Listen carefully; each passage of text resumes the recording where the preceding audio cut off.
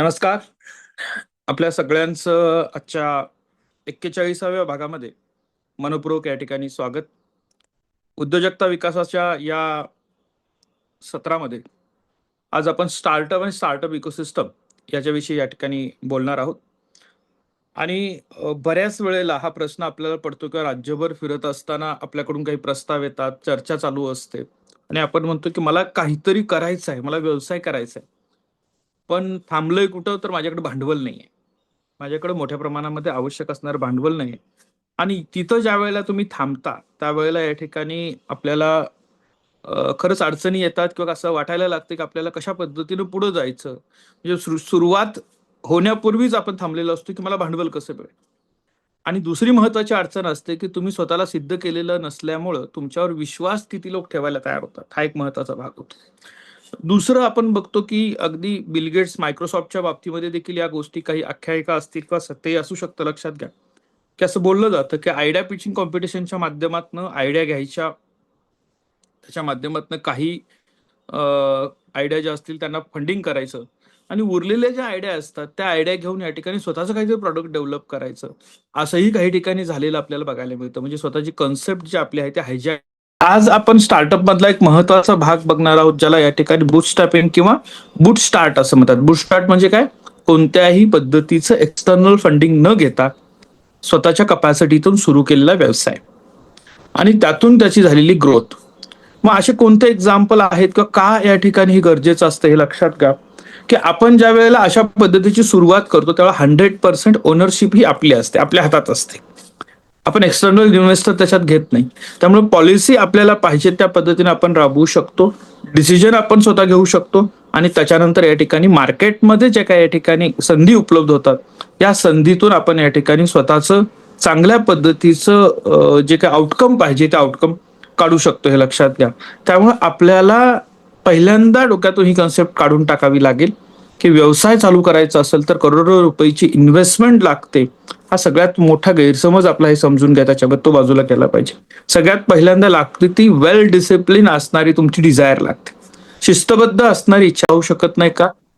हे खान सर जे आहेत, हे खान सर त्याचं सगळ्यात मोठं उदाहरण आहे, लक्षात घ्या. म्हणजे त्यांचे जर कोविडच्या काळात ते सुरुवातीचे व्हिडिओ तुम्ही बघितले तर या ठिकाणी ते कोणाच्या तरी मत्तीनं व्हिडिओवरून या ठिकाणी लेक्चर घ्यायचे, मोबाईलवरचे त्यांचे व्हिडिओ बघा आणि आज त्यांनी पूर्ण जगभर या ठिकाणी त्यांचं निर्माण केलेलं भारतातलं एक अत्यंत मोठं असं साम्राज्य बघा, हे लक्षात घ्या. तर याला कुठेही मोठ्या भांडवलाची आवश्यकता नव्हती, याला एक चांगली कन्सेप्ट पाहिजे होती आणि त्या चांगल्या कन्सेप्टवरनं मिनिमम इनपुट आणि मॅक्झिमम आउटपुट या प्रिन्सिपलने त्यांनी या ठिकाणी अत्यंत चांगल्या पद्धतीचं उदाहरण आपल्या समोर घालून दिलेलं आहे, लक्षात घ्या. मग यासाठी काय आवश्यक असतं नेमकं तुम्हाला हे लक्षात घ्या. तर यासाठी आवश्यक आहे की तुमच्याकडे एक स्पेसिफिक स्किल असायला पाहिजे. स्पेसिफिक स्किल म्हणजे काय की तुम्हाला या ठिकाणी चांगले कॉस्ट कटिंग जमतं का? तुम्हाला प्रॉब्लेम सॉल्व्हिंग जमतायत का? तुम्हाला या ठिकाणी नेमक्या लोकांच्या गरजा ओळखून त्याच्यावर योग्य सोल्युशन देता येतं का? तुम्हाला या ठिकाणी सोशल मीडियाचा चांगल्या पद्धतीने वापर करता येतो का? आणि तुम्हाला या ठिकाणी पहिल्यांदा स्केलचा विचार न करता कुठल्याही पद्धतीची या ठिकाणी छोटी सुरुवात असेल तर त्याला या ठिकाणी सर्व्हिस देणं शक्य होतं का? हे फार महत्वाचं आहे, लक्षात घ्या. तुम्हाला जर बघितलं तर फ्लिपकार्टची सुरुवात कशी आहे? पहिल्यांदा त्यांना ज्या 2 पुस्तकांची ऑर्डर आली त्या 2 पुस्तकांमध्ये त्यांनी जो प्रॉफिट अपेक्षित धरला होता त्या प्रॉफिटपेक्षा ते पॅकिंग करून पाठवण्याचा खर्च त्यांना जास्त आला होता. पण त्यांनी ते 2 पुस्तकं नाकारली का? त्या 2 पुस्तकांची त्यांनी डिलिव्हरी केली. स्वतः फाउंडरनी जाऊन ती डिलिव्हरी केलेली आहे, लक्षात घ्या. आणि तिथून सुरुवात झालेली फ्लिपकार्ट आज आपल्या सगळ्या वस्तू खरेदीचं महत्वाचं साधन बनलेलं आहे, लक्षात घ्या. त्यामुळे पहिल्यांदा कुठेतरी तुमच्या डोक्यात आलेला विचार बाहेर आणण्यासाठी एक्झिस्टिंग ज्या इकोसिस्टम आपल्या आजूबाजूला आहे त्याचा मॅक्झिमम वापर करण्यासाठी स्वतःच्या मेंदूला ट्रेन करणं, तो एक ॲटिट्यूड डेव्हलप करणं हे सगळ्यात महत्वाचं आहे, लक्षात येतं. कारण काय होतं, त्या आयडियावर लगेच ऍक्शन करू शकतो आपण. इन्व्हेस्टर आला की इन्व्हेस्टरचं अप्रुव्हल आलं की त्याचा स्वतःचा एक थॉट असतो. म्हणजे तुम्ही तुमचा ज्या पद्धतीने विचार केलेला असता, तुम्हाला जे करायचं असतं याच्यापेक्षा पलीकडे काय असतं की त्याचा स्वतःचा असतात. तर तो म्हणतो की माझा पैसा आहे, याच पद्धतीने मला जायचंय, मला इकडे तिकडे जायचं नाही, हे लक्षात घ्या. इन्व्हेस्टमेंट आली की ते इन्कम आले. पैसे गुंतवणारा नफ्यासाठी आलेला असतो आणि व्यवसाय चालू करणारा हा त्याच्या ज्या आयडिया असतात त्या आयडियांच्यातून काहीतरी एम्पायर निर्माण करण्याचं त्याचं स्वप्न असतं, लक्षात घ्या. दोन्ही मधला फरक आणि या दोन्ही मधला बॅलन्स जर जमला नाही तर बऱ्याच वेळा स्टार्टअप सुरू होतात आणि कालांतरानं ते बंद होतात, हे लक्षात घ्या.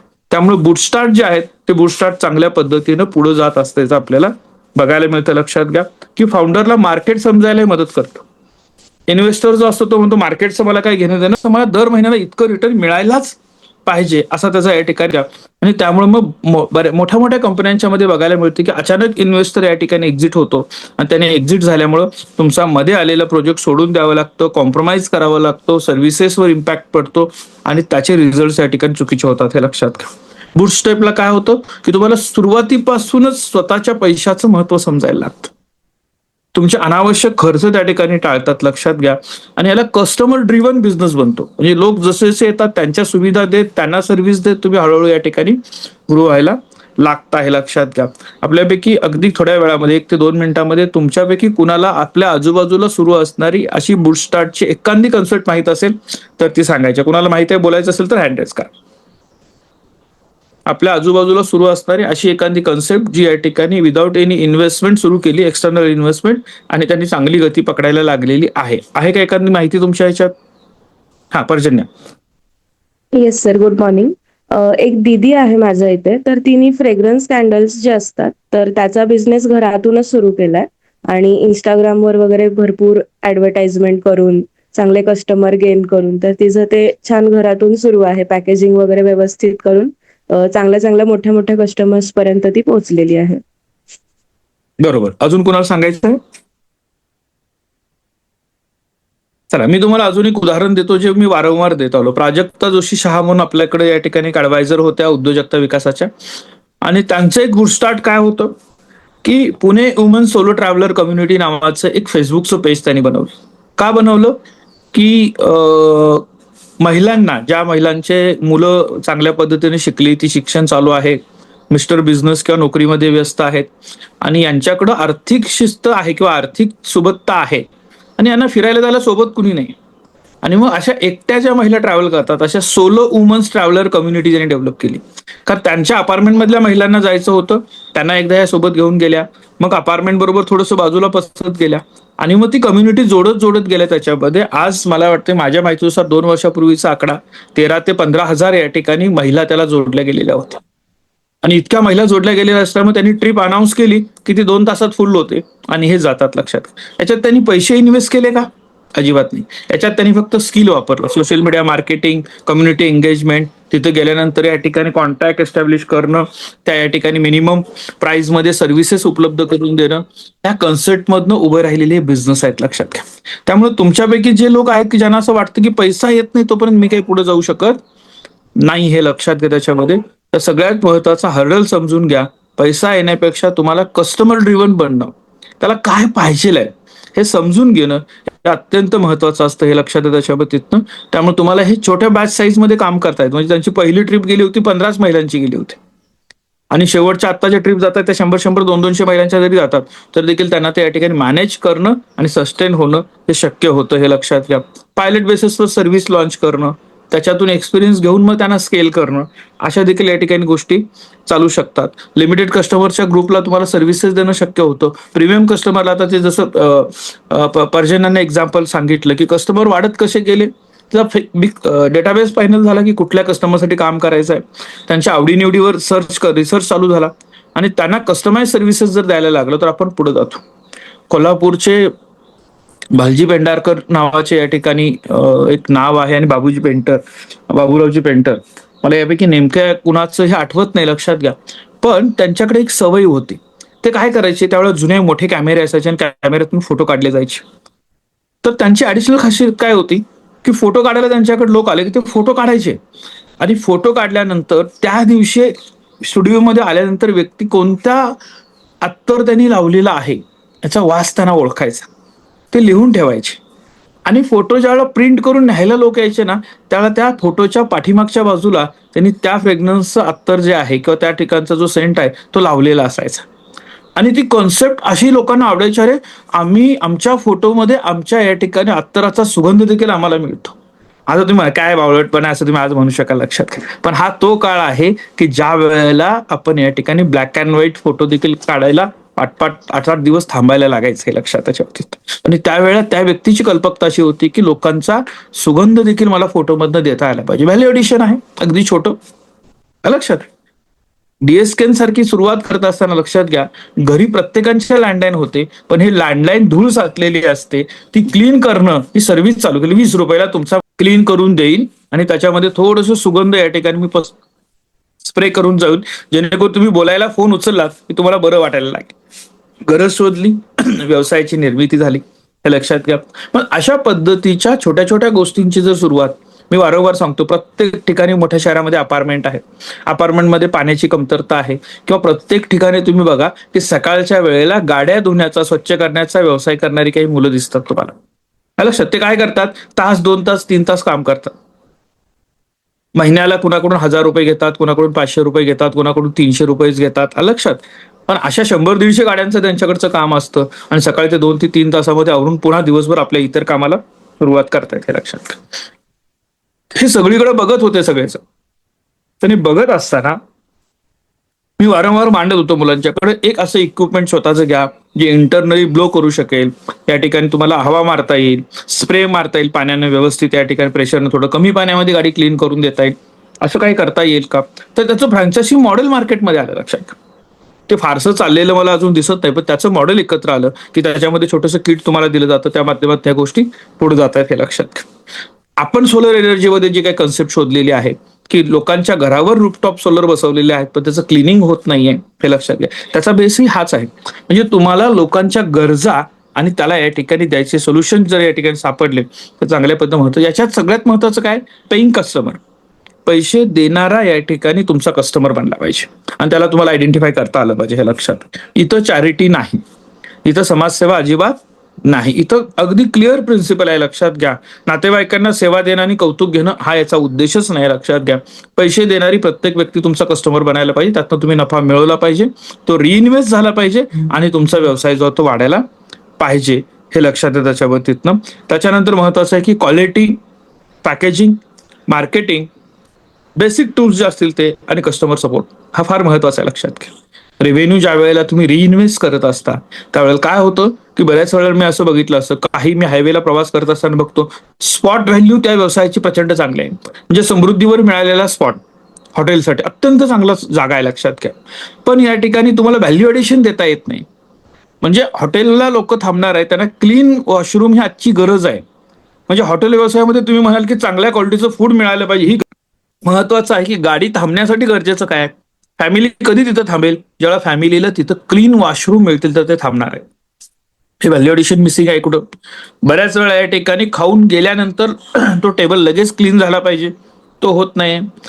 डस्टबिन आपल्या पाहिजे तिथं प्रॉपर की जिथं खाल्ल्यानंतर लोक स्वतःहून प्लेट टाकू शकतील, हे मिसिंग आहे. म्हणजे हायवेवर इतर ठिकाणी असणारे रेट कार्ड तर लागले जसे तसे, पण हे व्हॅल्यू एडिशन मिसिंग आहे.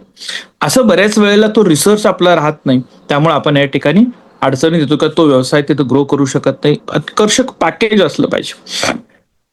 मी बऱ्याच वेळेला आता इथं तुम्ही जी कुल्फी खाता, लक्षात, मी ते उदाहरण दे, लक्षात घ्या. कुल्फी खात असताना ठराविक वेळ झाला की ते खाली सांडायला लागतं, कपड्यावर पडतं, लक्षात, आणि मध्ये व्यवस्थित खाता येत नाही, गडबडीनं आपण खाऊन. मी दिल्लीमध्ये एक ऑप्शन बघितला, दिल्ली वॉरियर जे आले होते त्यांनी काही बघितलं असं मी त्यांना दाखवलं होतं, लक्षात, त्या मुद्दाम तिथं जाऊन, लक्षात. त्यांनी काय केलेलं आहे की कुल्फीला अशा पद्धतीचं हाफ कव्हर बनवलेलं आहे की ते पूर्ण खाऊन होईपर्यंत जर का आता काही हे जरी पडलं ते तर त्या कॅपमध्ये कव्हर होतं, लक्षात घ्या. आणि सगळी कुल्फी व्यवस्थित खाता येते, कपड्यावर डाग पडत नाही, लक्षात घ्या. ही व्हॅल्यू ॲडिशन आहे. मी तुम्हाला संतोष पाटील नावाचे आमचे मित्र जे सॅटर्डे क्लबचे मेंबर आहेत, युकेज रिसॉर्ट ते चालवतात, त्यांनी थांबत असताना बघितलं, चहा कस्टमरला दिला होता, बोलून घेऊन बोलत बोलत चहा पित असता त्याच्यावर साई आली, चहा थंड झाल्यानंतर तो हाताने काढायचा प्रयत्न केला, तोपर्यंत वाऱ्यानं ते काढलं आणि त्याच्याच कोटवर पडलं. ते साफ करत असताना त्याला इरिटेट झालं, थोडंसं हे झालं, त्यांनी लांबून बघितलं आणि मग त्यांनी चालू केली की चहा देत असताना त्याच्यासोबत एक टूथपिक द्या, म्हणजे आलेली साय त्याला काढता येईल बाजूला आणि तो व्यवस्थित चहा पिऊ शकेल. हे ऑब्झर्वेशन जे असतं, हे ऑब्झर्वेशन तुम्हाला बुटस्टार्टमध्ये, कारण थोडं मॉडेल छोटं असतं, कस्टमरकडे लक्ष देता येतं आणि तुम्हाला पुढे जाता येतं. ह्या सगळ्या गोष्टींवर लक्ष देणारे या ठिकाणी आपल्याला हे पाहिजे. सुरुवात करत असताना बुटस्टार्टमध्ये महत्वाचं काय की ऑपरेशन कॉस्ट फार कमी राहिली पाहिजे, कमीत कमी खर्च, स्वतःचे रिसोर्सेस, आता पर्जन्याने सांगितलं तसं घरातून व्यवसाय चालू करणं हे गरजेचं, लक्षात घ्या, महत्वाचं. फ्रीलान्सिंग म्हणतो आपण त्या पद्धतीनं, किंवा या ठिकाणी कमीत कमी टूल आपल्याला म्हणतो ना आपण, त्याच्यामध्ये कमीत कमी वस्तू लागतील, कमीत कमी मशीन्स लागतील, याचा वापर करून तुम्ही या ठिकाणी सुरुवात करणं. आज तर एआयचा वापर चांगल्या पद्धतीने करणं, अशा गोष्टी होऊ शकतात. छोट्या छोट्या गोष्टींपासून या ठिकाणी सुरुवात करू शकतो, लक्षात घ्या. आता प्रॉफिट पेपरवर कॅल्क्युलेशन करत असताना बरंच दिसतं.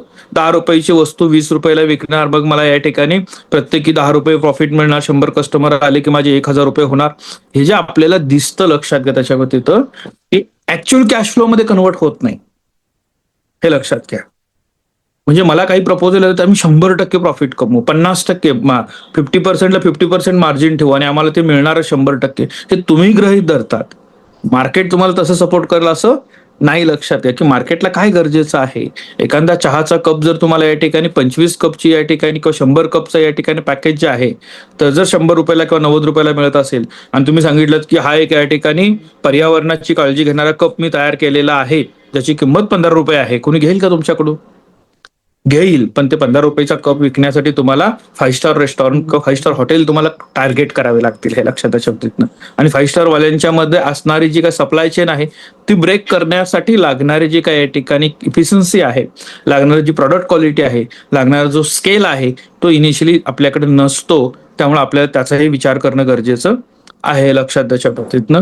तुम्हाला बूटस्ट्रॅपिंगच्या फायद्यांमध्ये एकतर स्वतःचं पूर्ण नियंत्रण, आपल्या कंट्रोलमध्ये राहतो व्यवसाय, मी सांगितलं तसं.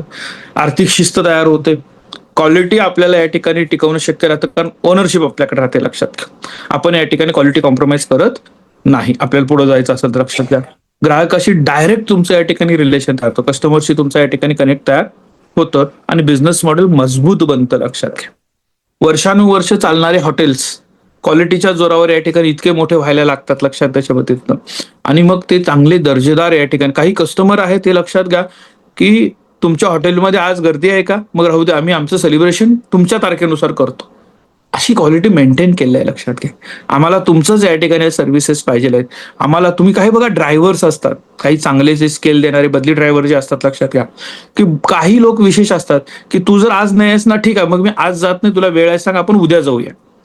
म्हणजे ड्रायव्हरच्या सर्व्हिसेससाठी स्वतःचं शेड्यूल बदलणारे इतके व्हॅल्यू एडिशन ड्रायव्हरनं स्वतःच्या सर्व्हिसमध्ये दिलेले आहे.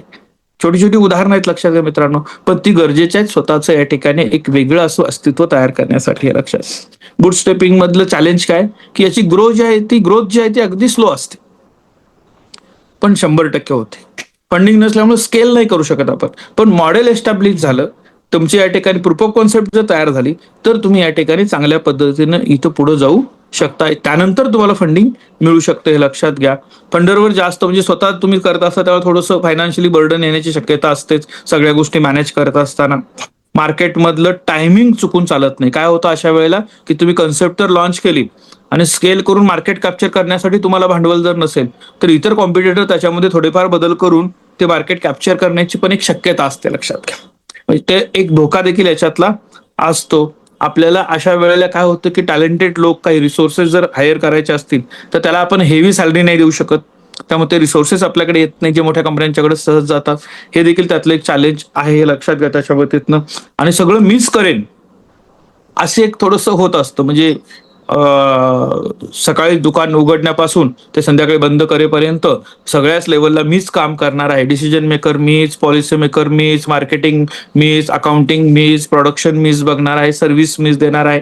हे सगळं मी करण्याच्या याच्यामध्ये बऱ्याच वेळेला काही मर्यादा पडतात आणि तिथं थोड्याशा या ठिकाणी चुका होण्याची शक्यता देखील असू शकते, हे लक्षात घ्या. पण ज्याला सुरुवात करायची आहे त्याच्यासाठी बूटस्ट्रॅपिंग हा अत्यंत चांगला ऑप्शन असू शकतो, लक्षात घ्या. सुरुवात करण्यासाठी काय करायचं आहे, पहिल्यांदा आपल्याला प्रॉब्लेम आयडेंटिफाय करायचा आहे. प्रॉब्लेम सेगमेंट, काय असा प्रॉब्लेम आहे माझ्या आजूबाजूचा जो मला सोडवता येईल, तो प्रॉब्लेम सोडवण्यासाठी मला काय करायचं आहे, हे पहिलं काम. त्याच्यानंतर या ठिकाणी तुम्हाला अत्यंत चांगल्या पद्धतीने एआयचा वापर जमला पाहिजे. ग्राफिक डिझाईन असेल, सोशल मीडिया असेल, लक्षात हे जमलं पाहिजे. मध्ये कन्वर्ट करू शकतो का? तुमच्यामध्ये काही मुलं असे आहेत जे म्हणतात की सर माझं व्हिडिओ एडिटिंग फार चांगलं आहे, मग त्याला बिझनेसमध्ये कन्वर्ट करता येईल का? तुमच्यापैकी काही लोकांचा या ठिकाणी आवाज चांगला आहे, मग तुम्ही सूत्रसंचालक बनू शकता का? तुमच्यामध्ये काही लोकांचं ड्राफ्टिंग चांगलं आहे, मग तुम्ही या ठिकाणी ट्रान्सलेशन किंवा ड्राफ्ट बनवून देण्याच्या सर्व्हिसेसमध्ये उतरू शकता का? ह्या देखील या ठिकाणी आपल्या चांगल्या पद्धतीच्या सर्व्हिसेस आहेत हे लक्षात. होममेड प्रॉडक्ट चांगल्या पद्धतीचे आपण देऊ शकतो. सगळ्यात महत्वाचं मार्केट रिसर्च करा. कस्टमर तोच पाहिजे जो पैसे देणारा आहे, हे लक्षात घ्या. मला समाजसेवा करायची आहे आणि त्यातनं पैसे कमवायचे आहेत हा उद्देश ठेवू नका, लक्षात घ्या. सोशल एंटरप्रेन्योरशिप हा एक भाग आहे. सोशल एंटरप्रेन्योरशिप म्हणजे काय? समाजातले प्रॉब्लेम सोडवायचे, मिनिमम या ठिकाणी नफा कमवायचा, नफेखोरी नाही, मिनिमम नफा कमवायचा, चांगल्या क्वालिटीच्या सर्व्हिस द्यायच्या आणि त्यांचा प्रॉब्लेम सॉल्व्ह करून मोठं व्हायचं, हे लक्षात घ्या. चॅरिटी करण्यासाठी स्वतः या ठिकाणी असं नको व्हायला. म्हणजे तो एक मीम आहे बघा, ते काय म्हणतात की तुझं स्वप्न काय होतं, तर लहानपणी त्यानं वहीत लिहिलेलं असतं की मोठा होऊन मला या ठिकाणी गरीब लोकांची मदत करायची, लक्षात घ्या. मग त्याच्या एक 4-5 स्टेप काय आहेत आपल्याला लक्षात घ्या. पहिल्यांदा तुम्ही तुमच्या प्रॉब्लेम आयडेंटिफाय करा. दुसरं, तुमच्या स्किल्सशी निगडीत कुठल्या सर्व्हिस देऊ शकतो त्या निवडा. तिसरं, मार्केट रिसर्च करा. कस्टमर कोण आहे, पैसे कोण देईल, स्पर्धक कोण आहे आणि इतरांपेक्षा आपलं वेगळेपण काय आहे. त्याच्यानंतर पायलट चालू करा, छोटासा प्रोजेक्ट त्याच्यामध्ये. त्या कमाईमधून या ठिकाणी आपल्याला त्यात रिइन्व्हेस्ट कसं करता येईल हे बघा. बऱ्याच वेळेला या ठिकाणी लगेचच मग आपण एखादी 2 व्हीलर EMI वर घेतो, मग थोडासा मोबाईल EMI वर घेतो, मग हेवी इक्विपमेंट्स आपण घेतो आणि आलेला पैसा अनप्रोडक्टिव्ह फॅक्टरवर गुंतवला की पुढचं स्केल तुमचं अडचणीत येतं, हे लक्षात घ्या. त्यानंतर या ठिकाणी लिगल जे बेसिक कन्सेप्ट आहेत ह्या समजून घ्या. तुमचा डेटा आणि फीडबॅकवर विश्वास ठेवा. फीडबॅक आपल्याकडे जो असतो त्या फीडबॅकवर विश्वास ठेवणं गरजेचं आहे. आणि आपला प्रॉडक्ट पेक्षा लोगो डिझाईनवर जास्त खर्च करणं, कस्टमर नाही तरी गरज नसताना ऑफिस घेणं, लक्षात. सोशल मीडिया एंगेजमेंट जे आहेत वाढतात म्हणून खुश होणं. सोशल मीडिया एंगेजमेंट म्हणजे बिझनेस नाही, लक्षात घ्या. तो तुमचा फक्त या ठिकाणी पोझिशनिंग करत असतं. प्राइसिंग विचारात न घेता कामाला सुरुवात करणं, अकाउंटिंगकडे दुर्लक्ष करणं, पैसे आले की करू म्हणून ऍक्शन पुढे ढकलत जाणं, ह्या काही या ठिकाणी अडचणी असू शकतात, हे लक्षात घ्या. तर आजचा तुमचा टास्क आहे की तुम्ही जर स्वतः स्टार्टअप करू इच्छित आहे तर तुम्हाला निवडायचं आहे की अशी कोणती या ठिकाणी गोष्ट आहे की जी तुम्हाला या ठिकाणी चांगल्या पद्धतीनं मदत होईल. कशासाठी मदत होईल? व्यवसाय चालू करण्यासाठी. आणि तो व्यवसाय करण्यासाठी तुम्ही कोणकोणत्या पद्धतीचा रिसर्च करू शकाल. 5 स्टेप मी सांगितल्या तशा. प्रॉब्लेम सेगमेंट, तुमचं स्किल, त्यानंतर मार्केट रिसर्च, हे लक्षात घ्या. या सगळ्या गोष्टी तुम्हाला या ठिकाणी करता येतील. तुम्हाला आज असे बुटस्टार्ट कुठले कुठले बिझनेस झालेले आहेत याची यादी करा. तुमच्या डोक्यात काही कन्सेप्ट असेल तर त्याची मांडणी करा आणि हे इतरांपर्यंत पोहोचवण्याचा प्रयत्न करा. आजच्या या सत्रामध्ये सहभागी सगळ्यांचं मनपूर्वक या ठिकाणी मी आभार मानतो आणि सेशन इथंच संपलं असं जाहीर करतो. धन्यवाद.